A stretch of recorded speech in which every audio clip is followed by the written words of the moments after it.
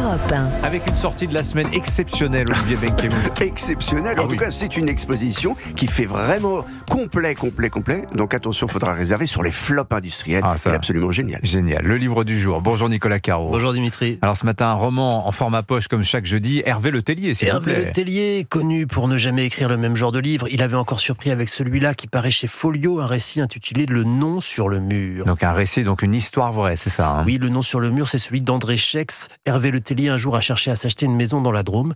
Il a dit à l'agent immobilier, je veux une maison natale, c'est-à-dire normale, pas un bien atypique, pas une maison d'architecte, pas un truc biscornu, une chouette maison. Et il a trouvé. Adieu le fit. L'ancienne propriétaire était céramiste et sous une plaque de céramique, sur un mur, en la décollant, est apparu un nom gravé, André Schex. Bon, ça arrive, les noms sur les murs, il n'y a rien d'extraordinaire, mais ça a intrigué Hervé Le Tellier, qui a commencé à fouiller un peu, et il se trouve que cet André était en fait un maquisard, tué par les Allemands en 1944, il avait 20 ans. Et donc ce livre, c'est la biographie d'André Schex? Et entre autres, parce que donc Hervé Le Tellier mène l'enquête dans son village, mais aussi par sa famille, les archives. Il retrouve des objets qui lui ont appartenu, un porte-cigarette par exemple fabriqué avec une douille, des lettres, des photos, il reconstitue sa vie, il retrouve le nom de sa fiancée, Simone, la fille de Simone aussi, et comment André s'est engagé dans la guerre, mais aussi ce qu'il écoutait comme musique, quel film il allait voir au cinéma, quel genre de bonhomme c'était, mais ce faisant, Hervé Le Tellier raconte aussi une époque et la guerre, et comment le nazisme était devenu, en passant par l'histoire, mais aussi les expériences de psychologie sociale, sur les manipulations des foules, ou la vague, vous savez, cette expérience menée par un prof américain, à qui ses élèves demandaient pourquoi les Allemands avaient suivi le mouvement.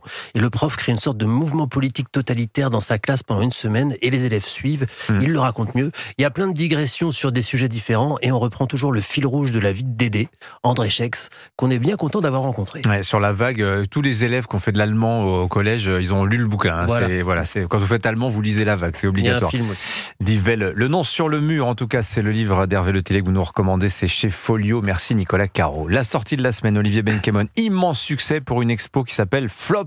C'est au musée des Arts et Métiers à Paris. Oui, il s'agit de flop industriels.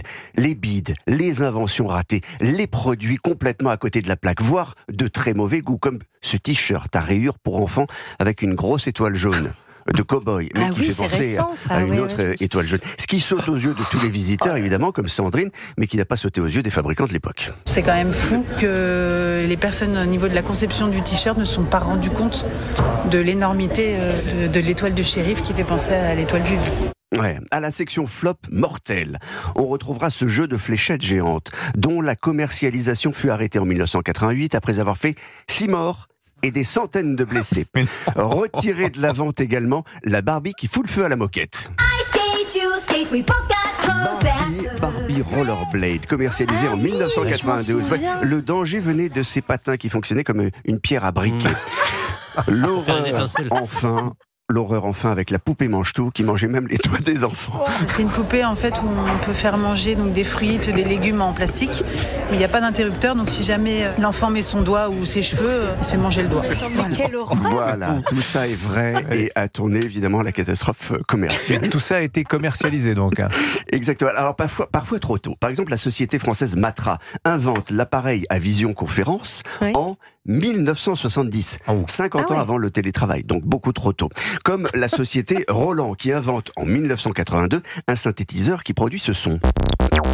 Le son des années 2000, produit en 1982, c'est beaucoup trop tôt. Et puis il y a eu le bebop, téléphone mobile, pas mobile du tout, comme l'a constaté Dorian. Effectivement, le flop est intéressant parce que c'est un téléphone mobile avec lequel on peut pas marcher. Il fallait être dépendant d'une borne et il fallait 2 abonnements pour recevoir des appels et un autre pour les passer. Voilà, 2 abonnements. Rappelons que 9 inventions sur 10 sont des ratés, mais comme les scientifiques sont de géniaux acharnés, l'exposition rend aussi hommage à ces industriels qui ont souvent réussi à transformer les flops en or. Et oui. Non, dites-nous ceux dont vous n'avez pas parlé, parce qu'il y en a... Non, mais parce que en fait, il y a également des objets délibérément inutiles, comme la table de ping-pong ondulée, ou les skis déjà soudés en position chasse-neige. Là, on est au-delà du flop, on est dans la poésie.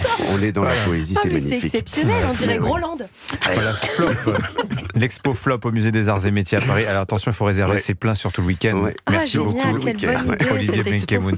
Merci Nicolas Caro. Tiens, je vous rappelle aussi, n'oubliez pas 10h Culture Média sur Europe 1, invité musical Laurent Voulzy, s'il vous plaît.